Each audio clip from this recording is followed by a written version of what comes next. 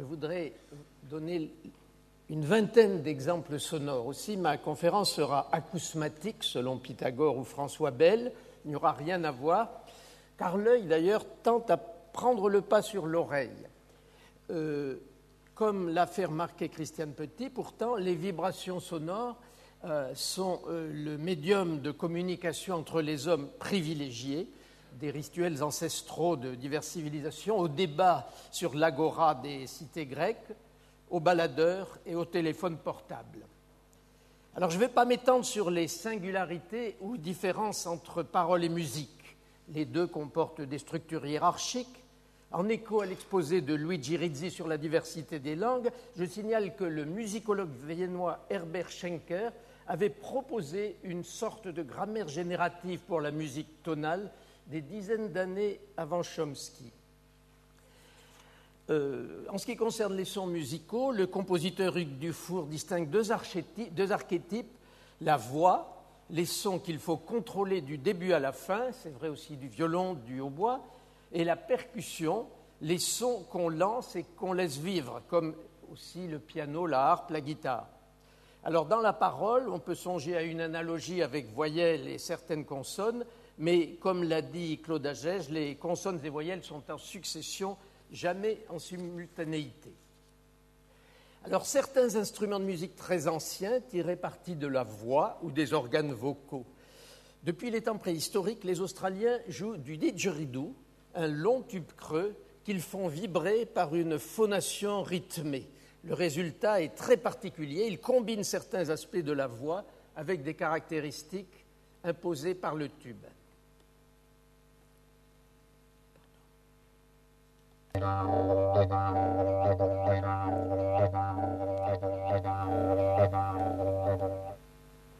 Alors, cette fusion du vivant et de l'inanimé avait une signification rituelle.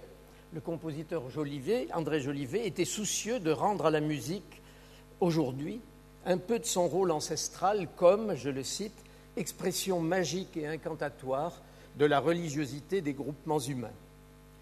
Dans l'arc-à-bouche africain, c'est le conduit vocal qui se comporte comme un filtre résonnant pour les sons pincés de la corde.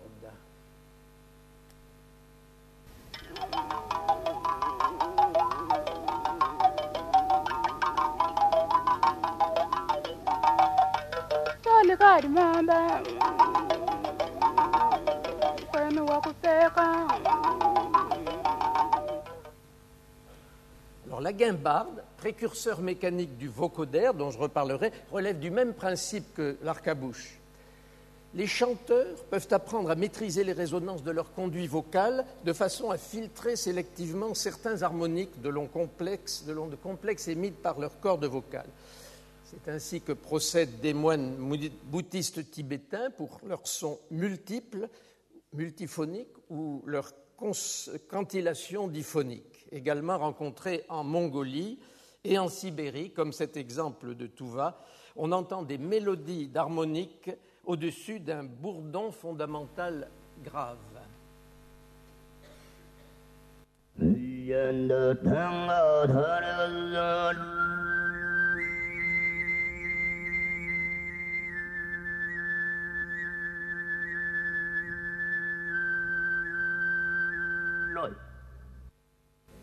Vraiment pas d'électronique, malgré ce qu'on pourrait penser.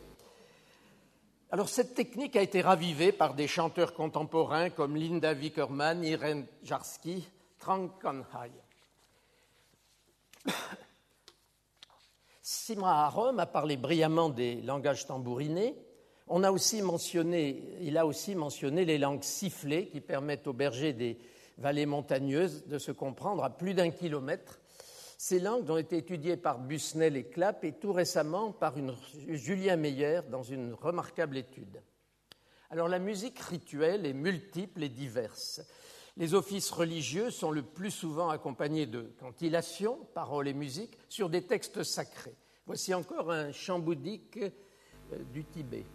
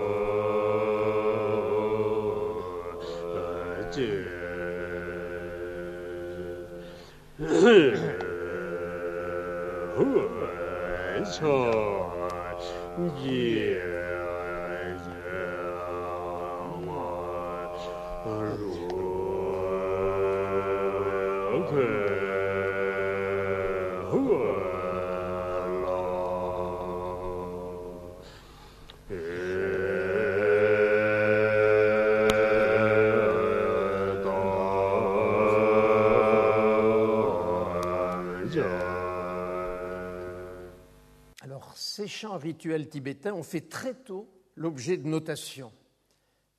La notation en Occident s'est développée à partir du chant grégorien et elle a aidé à l'apparition de la polyphonie dont le développement caractérise la musique européenne à partir du XIIe siècle. Alors, dans la notation, comme aurait dit Claudel, l'œil écoute. Les figures du contrepoint, renversement et récurrence, apparaissent clairement sur la partition, alors qu'elles sont pratiquement inusitées, en tout cas de manière élaborée, dans les musiques de tradition orale. Il n'y a pas dans la parole, comme l'a dit Claude Agege aussi, d'équivalent du contrepoint où l'on peut à volonté distinguer ou fusionner les voix. Alors toujours à propos de la notation, un historien comme Geoffroy Hindley explique que les coordonnées cartésiennes sont apparues en Occident avant tout autre, plutôt qu'ailleurs, à cause de l'exemple de la notation musicale. Alors, dans les motets, ce sont les musiques sur les mots, le chant suit la structure de la phrase. Au XIVe et au XVe siècle, les chants polyphoniques, avec la notation, ont pu atteindre à une très grande complexité, jusqu'à 36 voix dans le Deo Gratias d'Ockeghem. Alors donc, Claude Agege a parlé de l'opéra, un exemple glorieux de combinaison de paroles et musique.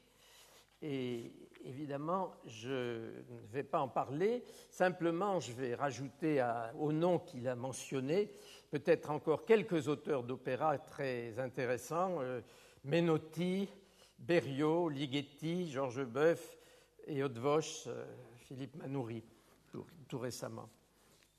Alors, je passe au XXe siècle. Et au XXe siècle, la musique a inventé aussi de nouvelles manières d'associer paroles et musique, notamment le Sprechgesang de Schoenberg dans Pierrot Lunaire.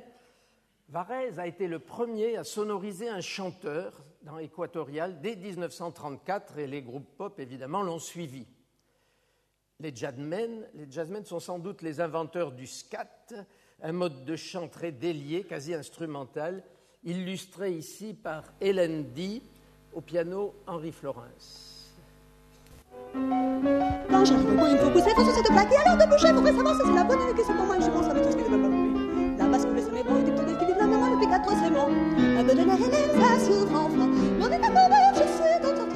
Et c'était d'autres, c'était d'autres maléfiques, qu'à jamais trouvé qu'ils disent un million. Mais c'est les langues, s'il y a plus de lune que les chansons mortes. Alors, il y a une trentaine d'années est apparu le rap, un texte intelligible, y est rythmé et musicalisé d'une façon très particulière. Le plus souvent, ce texte porte une protestation sociale, on peut parler d'une musique de ralliement. Ici, l'un des premiers groupes de rappeurs, le Sugar Hill Gang.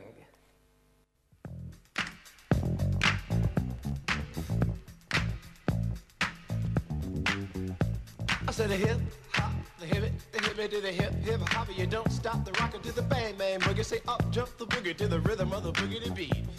Now what you hear is not a test. I'm rapping to the beat, and me, the groove, and my friends are gonna try to move your feet. Nous avons entendu hier les récitations de Georges Apergis chantées par Donatienne Michel Danzac. Alors, de nombreux compositeurs, à partir de 1950, disons la Sequenza pour voix de Berio, Maulwerk de Dieter Schnebel, les aventures de Ligeti, eh bien, font intervenir des chanteurs, leur font parler des langues imaginaires et des effets phonatoires, des effets de bouche, comme dit Schnebel. J'ai fait de même dans mon œuvre Dérive pour chœur et son d'ordinateur, dont je vais faire entendre un bref extrait.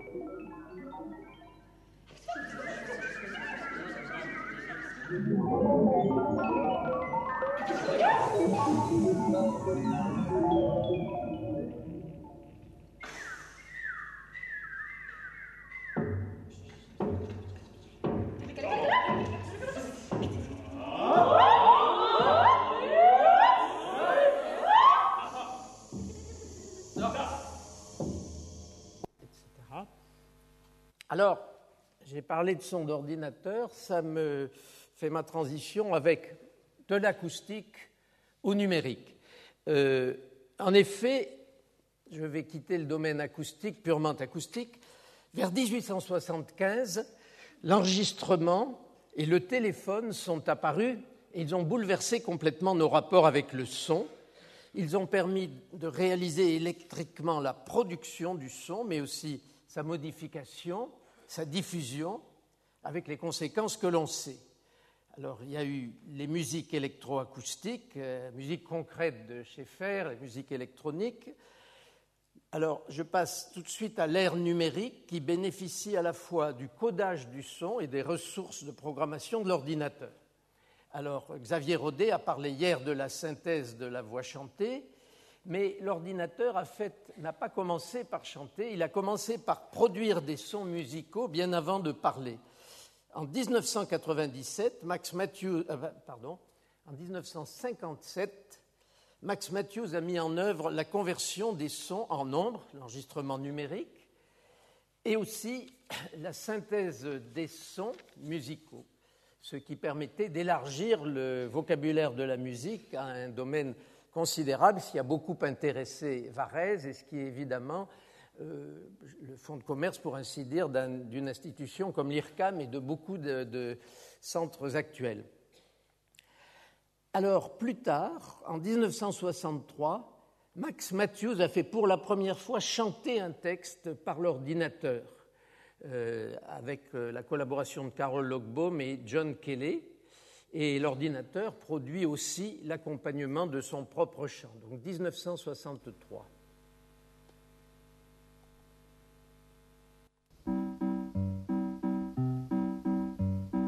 Daisy, Daisy, give me your answer too. I'm half crazy, all for the love of you. It won't be a stylish marriage, I can't afford a carriage, but you look sweet upon the seat of a bicycle built for two. Alors, Stanley Kubrick, le cinéaste, s'est souvenu de cet exemple dans son film 2001, Odyssée de l'espace, quand on lobotomise l'ordinateur Hall qui retombe en enfance. L'ordinateur peut simuler différents aspects de la musique acoustique, par exemple l'effet choral, la qualité spéciale de nombreuses voix à l'unisson. Voilà un extrait d'une musique de synthèse que j'ai produite en 1968 pour une pièce de Pierre Allais, Little Boy, et ce morceau s'appelle La Chute. Il y a une spirale qui glisse sans fin vers le grave, mais un peu après le début, on entendra une évocation d'effets de chœur par une modulation aléatoire.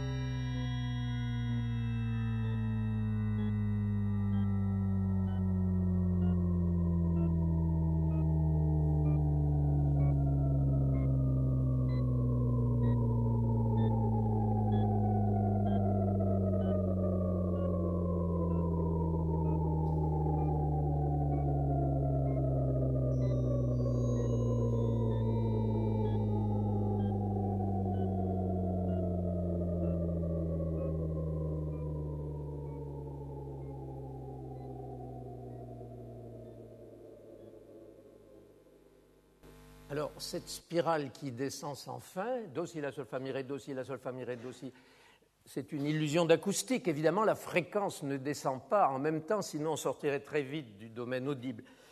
c'est une illusion, ou si l'on veut, un paradoxe. Purkinje, parlant des illusions d'optique, a dit « Les illusions, erreurs des sens, sont des vérités de la perception ». En effet, elles dévoilent vraiment les mécanismes auditifs. Et,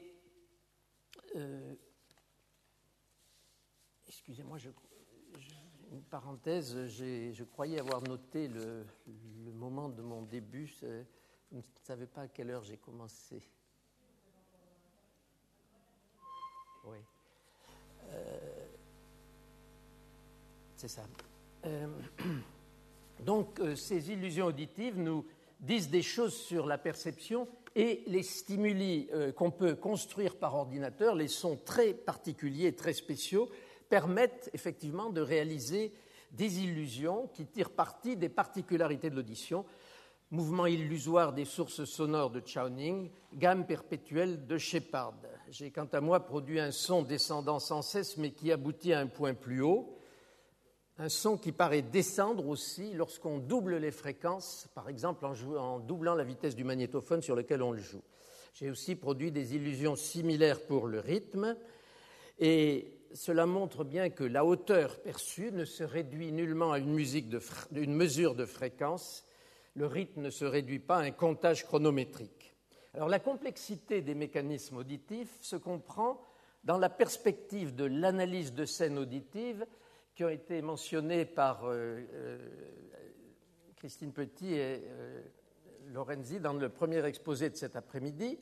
Alors, l'analyse de scènes auditives, une expression proposée par Al Bregman, se réfère à la manière dont l'audition fait une enquête sur les sons à partir de ce qu'elle reçoit, sur l'origine des sons, et donc elle fait une enquête pour donner sur le monde extérieur des informations pouvant aider à la survie.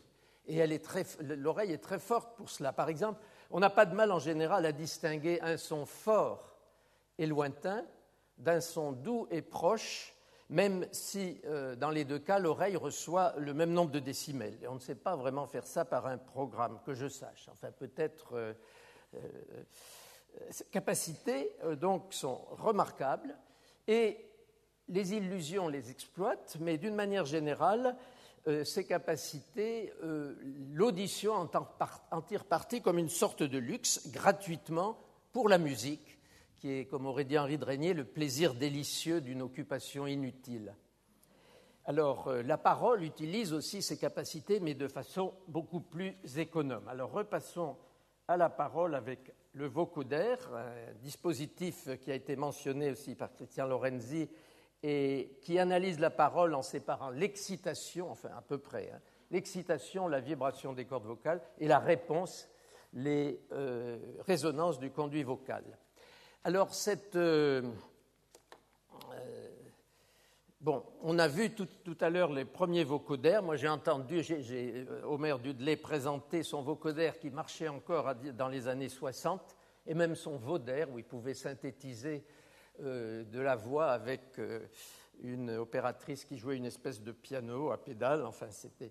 Mais nous allons entendre ici juste un exemple de vocoder, du vocoder construit par Peter Zinoviev, et il a remplacé ici le son des cordes vocales par une excitation qui va du grave à l'aigu, ce qui illustre bien, je crois, le processus d'excitation-réponse. The EMS vocoder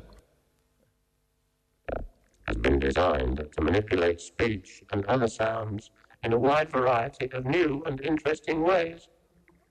It can be used both to modify speech and to produce speech-like sounds from other audio signals. Alors, vous avez remarqué que, évidemment, à la fin, on commence à moins bien comprendre puisque la hauteur fondamentale est au-dessus des fréquences déformantes. Alors, à Marseille, dans notre laboratoire, le laboratoire de mécanique et d'acoustique du CNRS, des chercheurs, Daniel Arfibre, Richard Cronlin et Frédéric Boyer, ont réalisé des analyses sonores évolutives d'un autre type, utilisant la méthode des grains de Gabor et celle des ondelettes. Les ondelettes ont été introduites par Jean Morlet et Alex Grossman dans les années 80. Nous allons entendre un exemple où d'abord la voix, celle d'Alex Grossman, la voix va être reconstituée à l'identique. Puis on entendra le début de la phrase « gira » et ce début va être pour ainsi dire musicalisé par Boyer qui va imprimer dans les cordes vocales un accord majeur, puis un accord mineur, puis un accord de septième de dominante, puis un accord de septième diminué. Et enfin, la phrase initiale va être étirée par Daniel Arfib, sans changer de hauteur ni perdre son intelligence. Gira Orione lontano, gira forte. Gira. Mineur. Gira. Septième. Gira. Septième diminué. Gira. Gira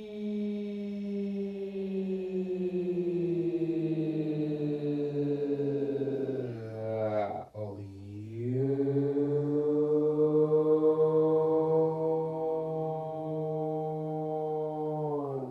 lontano, gira forte. Alors, il s'agit de traitement de la voix. On est parti de la voix et on l'a traité. La synthèse d'une voix chantée naturelle est difficile, comme vous avez pu remarquer sur l'accent électrique de Daisy.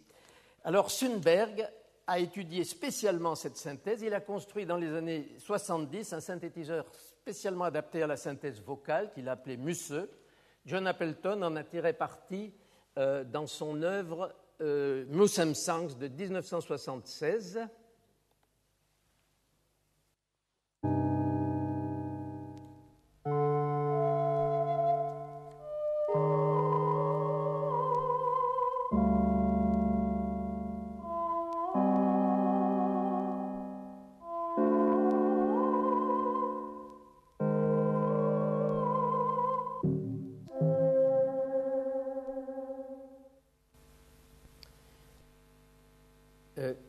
J'ai fait une pièce sur un poème de Roger Kowalski, L'autre face, et j'y ai mis en scène la rencontre entre une soprano sur scène et une voix de synthèse un peu étrange, qui n'est pas de ce monde, puisqu'elle n'est la voix de personne.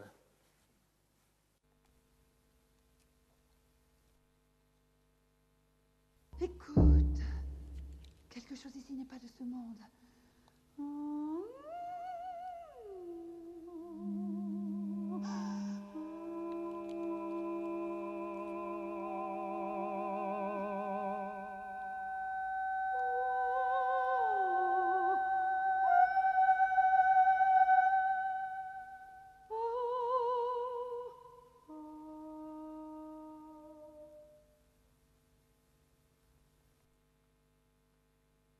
Les pseudo-voix précédentes chantaient des notes isolées. L'ordinateur pourrait-il vocaliser comme un chanteur ?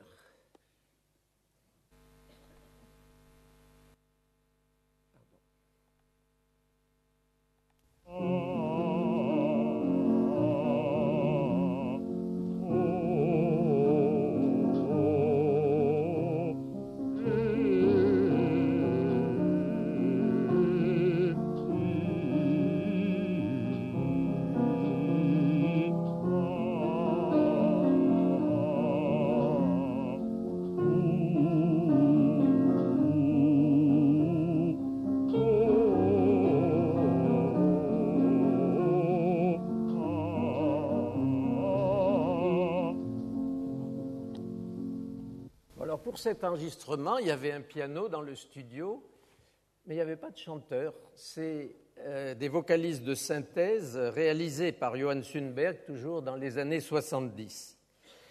En 1979, John Chowning a produit par synthèse des imitations très réalistes et très belles de voix chantées qu'il a exploitées dans son œuvre Phonée, une très belle œuvre où il interpole entre des timbres différents, par exemple métamorphosant un son de cloche en un quatuor vocal, ou faisant émerger, alors d'un magma aussi, des voix ou d'autres sons, parce qu'il a compris, le premier, comment l'oreille faisait pour dissocier des sons à l'unisson. Et donc il a utilisé, je ne donnerai pas d'exemple ici, mais c'est une très importante contribution à la connaissance de l'audition, et il l'a fait par synthèse, une analyse par synthèse. Il a aussi fait une extrapolation au-delà des possibilités vocaliques humaines, comme dans son Basso Profondissimo,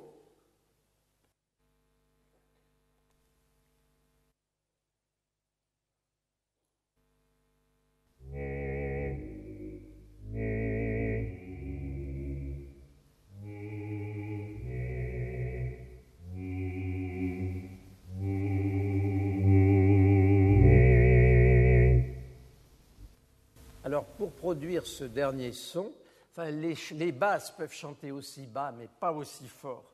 Et donc, il faudrait qu'un homme ait une gorge et une poitrine de géant pour réaliser des sons comme celui-ci. Alors, je vais terminer par deux exemples musicaux. Alors, les styles d'écriture contemporaine imposent souvent à la voix des mélismes compliqués qui compromettent l'intelligibilité du texte. Pierre Boulez a assumé cette difficulté en considérant l'œuvre musicale comme une seconde lecture du poème, supposée connue auparavant, comme dans le cas de Marteau sans maître sur des poèmes de René Char.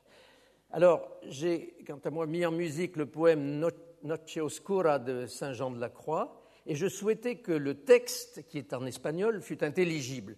Aussi, en regard de la voix chantée, j'ai composé une sorte de récitatif à partir d'enregistrements réalisés par la soprano Pilar Jurado et montés par des techniques de studio, donc numériques. Voici un extrait parlé-chanté.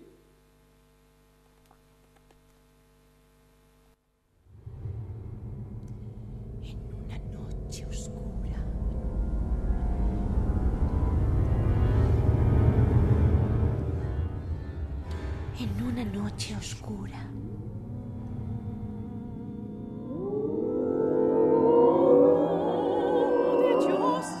Con ansias en amores inflamada.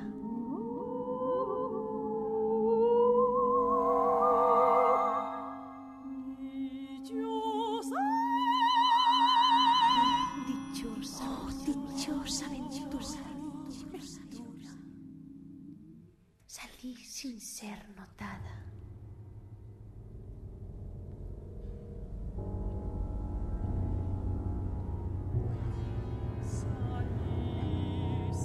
Estando ya en mi casa sosegada.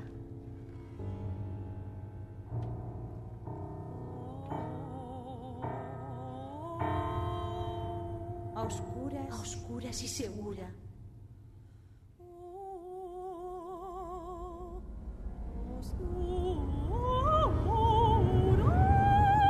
Por la secreta escala disfrazada.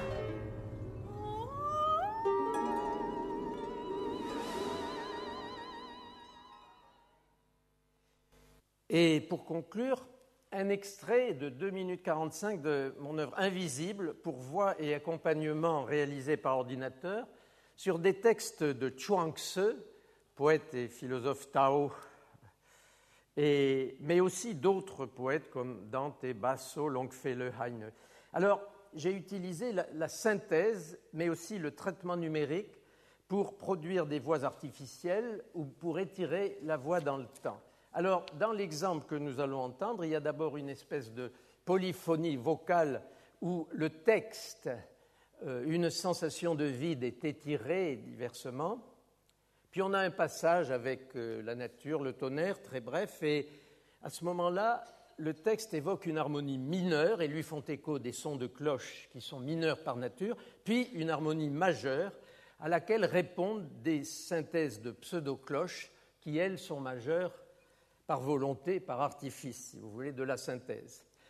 Enfin, la voix de la soprano énonce le souffle et le vide qui peut se conformer aux objets extérieurs, c'est un principe Tao. Et pour cet exemple, j'ai, pour ainsi dire, remplacé les cordes vocales de la chanteuse par le bruit du vent, ce qui a produit une espèce de chuchotement. Il y avait une différence. Une sensation de vide.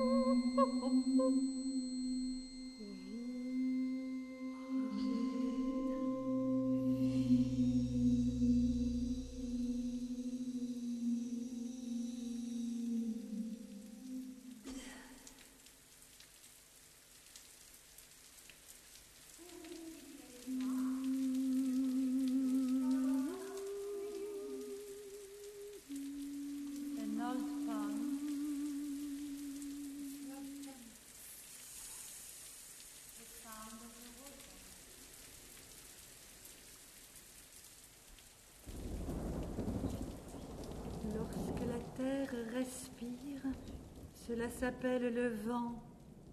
Le zéphyr produit une harmonie mineure.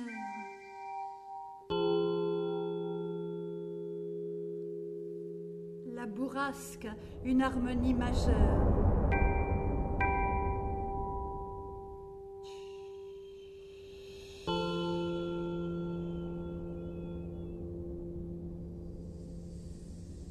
N'écoute pas par tes oreilles.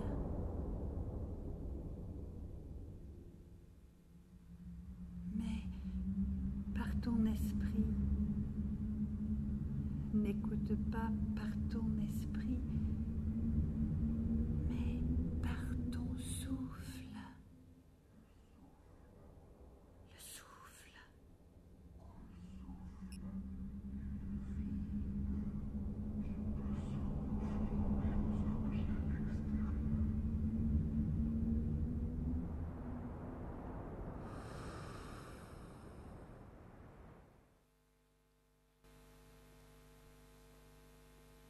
Je vous remercie.